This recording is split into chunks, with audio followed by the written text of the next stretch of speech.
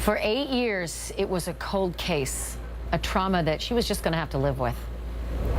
17-year-old Brittany Marcel had been attacked in her own home after school by somebody who used a shovel. That somebody beat her senseless, left her in a coma, and disappeared without a trace. Or so they thought, until they found one curious little drop of blood at the scene, on the glass window, that same window through which he'd made his escape. Brittany's brain damage was so severe, she could not remember the attack, much less who her attacker was. And this is how she was left. This is the scene of Brittany after that attack.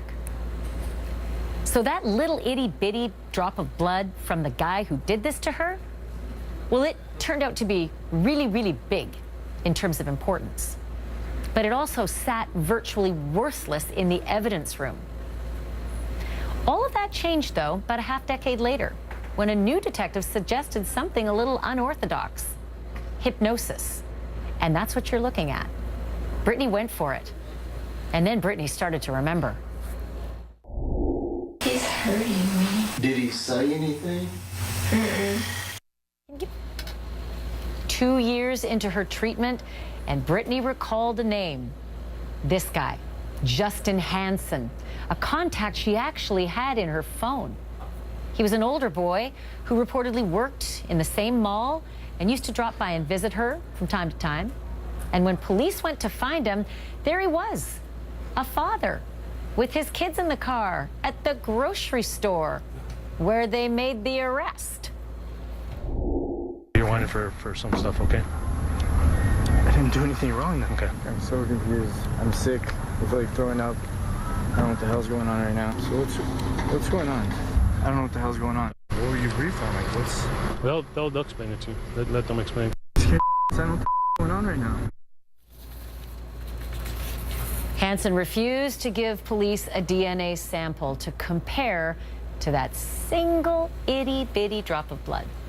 So they trailed that guy. And they trailed him as he went to a local McDonald's. And they trailed him as he grabbed a cup. And they trailed him as he tossed that cup away. And wouldn't you know it, when they tested that cup, they got themselves a perfect match. Look at her, Justin. You did this to her. You did this to her. I didn't do that to her. It's a 100% match. You can deny it all you want. I know it's you now. Mr. Hansen is now facing 18 years behind bars, but he still insists that he didn't do it. And if he did, here's the weird part. The motive is still completely unclear to everyone, including Brittany. Joining me now is one very brave young woman, Brittany Marcel, the victim in that shovel attack. Also joining me to discuss what happened, David Waymeyer, the prosecutor, and Dr. Lisa Palmer is a hypnotherapist. She's going to walk me through this. Defense attorney Joey Jackson also to help me navigate some of the legal issues here. Brittany, I'm just so astounded at your case and at how it transpired and at how far you have come. How much of the attack that you at one time didn't remember at all do you now remember? I simply remember him coming into the house that day, or coming behind me and beating me traumatically. I remember most of that. And do you remember the beating that you received at the hands of that, or with the shovel? I mean, you remember that happening now? Right. I was actually at my church. We had a women's conference going on in October of, I think, of 16 or 17. And so I went, and when the lady was giving us 10 to 15 minutes of thinking about something, that memory came back. And the lady next to me, a good friend, she was, "Are you okay, Brittany?" I was like, "I think so." And I thought this would have come back more traumatic than anything. And thank the Lord it didn't. But I remember that beating of that exact day. And there's more to it as well. You had come home from school and were attacked by this man in your home, and then your mother came home at the time that he was still there. What happened when your mother walked in? I was almost, let's see, I was unconscious, so I don't remember her coming in that day. But she came in probably 3 to 4 minutes after the attack had happened, and he threatened her with a butcher knife. And she fled, and ultimately, as she fled the house, he decided to drop that knife and take off through the window, which left that telltale drop of blood, the linchpin to the case. I mean, this tiny, we're looking at it on the screen, this tiny little drop of blood. You, on the other hand, were left there. And correct me if I'm making any mistakes in this list, but you had a broken left arm, a broken left wrist, multiple skull fractures, fixed pupils, and minimal brain activity. You were in a coma for 10 days, after which you emerged. I mean, the pictures that we're seeing, and there's the warning if you're squeamish. I mean, I think you're lucky to be alive. Is that correct? Right, that is correct. I've seen pictures. Jody let me see the pictures of me in the hospital, and I asked her, was this really me? And that's how traumatic, I mean, that attack was.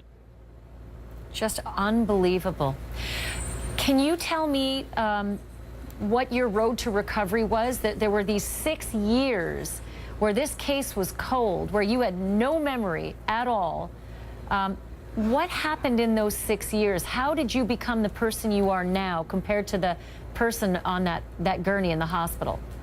I think we moved, let's see, after I was out of the hospital after about, let's see, it was September to February of 2009. We moved to Texas for rehabilitation, and I had my mom by me nonstop. I was like, she was by me. I had the family support, even though the majority of my family was all out there in New Mexico. So the family love and support, I think, is what got me through, through all of this, even through rehab, because when I was checked in there, I was like, this is not for me, Mom.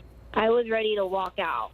And so she stayed with me for about a week, about close to a week, and she left, and then I started, trying to figure out who I was and what had happened. I mean, just the rehab alone, the list that I have seen, you had to relearn how to read, how to write, how to walk, and how to swallow. I mean, the amount of rehabilitation you went through just to survive and be able to leave that hospital room. And we're also told that your medical team covered the mirrors in the hospital so that you would not be able to see your own reflection, as it would be too traumatic. There is this incredible aspect to your case, Brittany, the hypnotism that you underwent. I want to play some more of that so our audience can just see what the process was like and see what you uncovered in that process. Let's have a look at it. Don't know why he's doing that. No. Doing what? Why he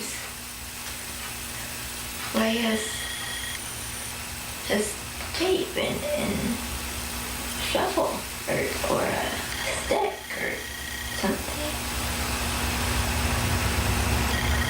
Don't know why.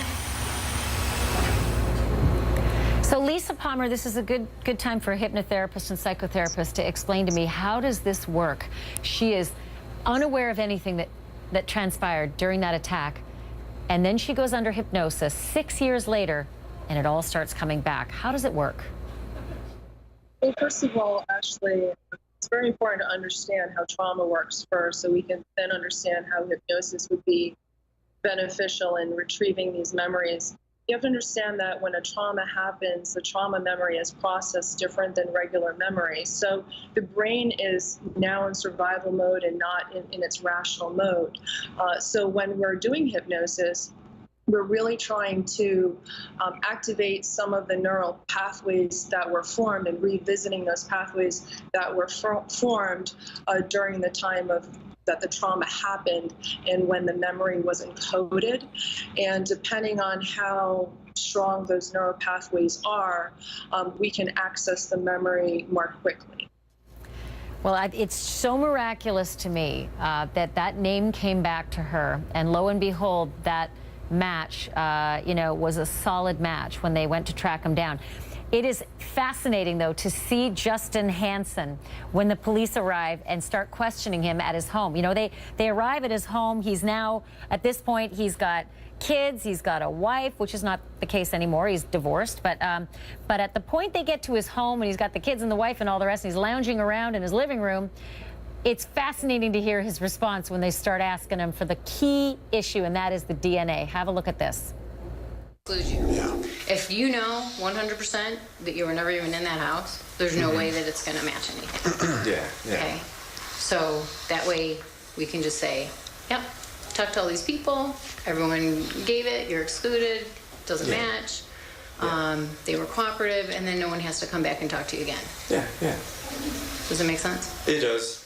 Can I get your card though and come back and, just so I think about everything, talk to my mom or whatever, and if they're like, yeah, this is what they normally do type thing, and then just come to see you guys? Absolutely. Is that okay? Yeah. Do you think that there's a reason maybe your DNA would be in the house?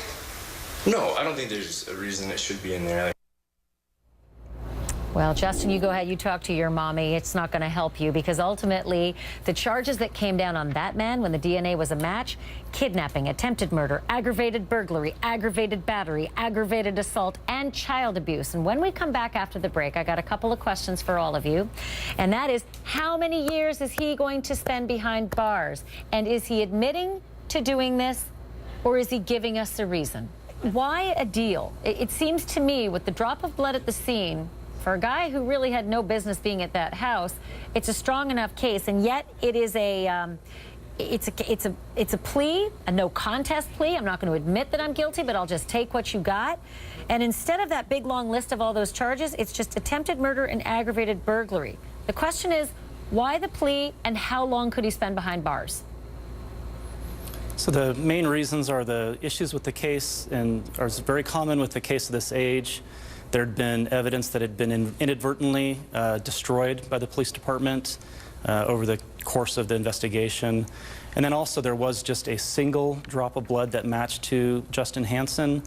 All of the other DNA in the house, as well as fingerprints on items like the shovel and some duct tape, did actually not match to Justin Hansen. So we were well aware that the defense would be... If he had been found guilty on that whole array of charges, he could have faced 50 years. But what is he now looking at when the judge decides to sentence him in this deal? He's facing up to 18 years in prison. Do you think he'll get all 18?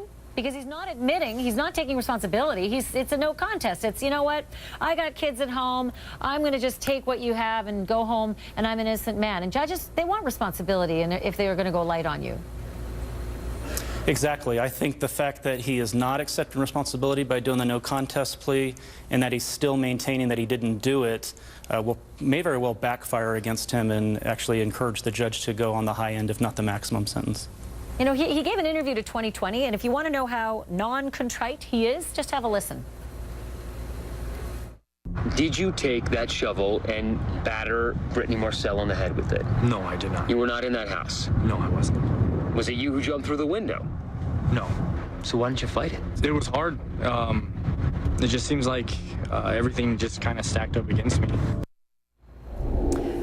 Brittany Marcel is still with me on the phone, Mr. Waymeyer, and I do want to ask, because I know that you're a part of the process as well. Prosecutors will involve victims of crimes in the decision making. Are you okay with this plea and the possibility that the sentence might only be 18 years? I'm not accepting that at all. Like, I think he should serve literally the rest of his life for attempted first-degree murder, because he's gone silent for the past almost 10 years.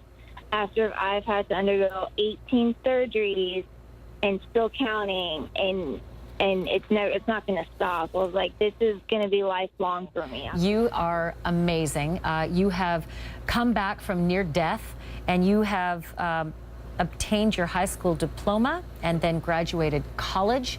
So our hats are off to you as a true hero, and thank God you walk amongst us, is all I can say, Brittany. I'm glad Justin Hansen won't be walking amongst us for a long time, but I'm glad that you are here and with us, and we should all look to you as a beacon and somebody that we should look up to and admire and follow.